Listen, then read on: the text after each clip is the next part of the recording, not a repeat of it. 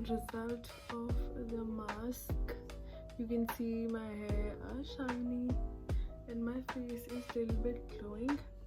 I also put up moisturizer. It's early in the morning and today I am better.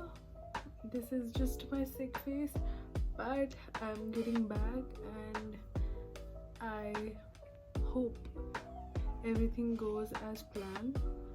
So yep, I'll be back on track. Yesterday I wasn't able to speak a bit. Just in case you guys don't know, I was sick. I had tonsils because of this pollution and everything. I would like to add on certain things that don't expect too much on the DIYs.